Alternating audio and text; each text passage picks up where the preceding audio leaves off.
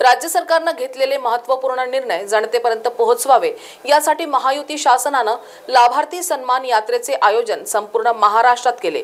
त्याच तत्वावधानात नागपूरच्या खापामध्येही या लाभार्थी सन्मान यात्रेचे आयोजन करण्यात आले। खापा एमपीएससी मार्केटमध्ये यंत्राचे आयोजन करण्यात आले होते।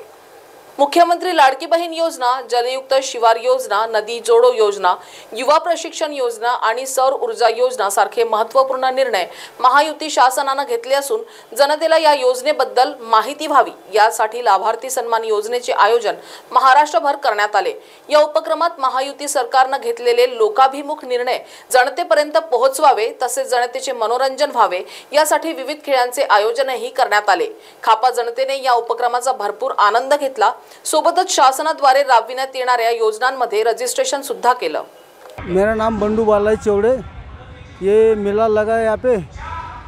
भाइयों को 1500 रुपये मिल रहे, आदमियों को 2000 रुपये मिल रहे।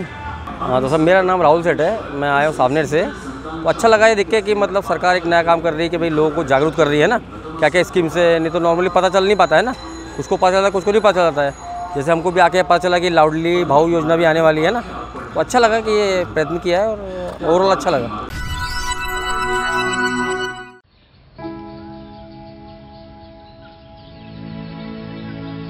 तू ग हे कुठून आणला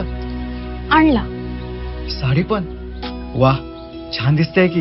हो, सरकारनं 1500 रुपये चालू केले दर महिन्याला। आणि लय दिसायची इच्छा होती म्हणून हा सदरा आणि ही साडी घेतली।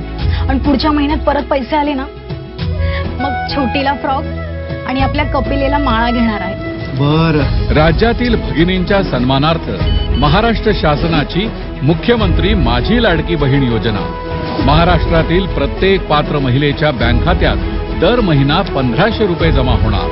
सन्मान बहिणींचा, सन्मान महाराष्ट्राचा।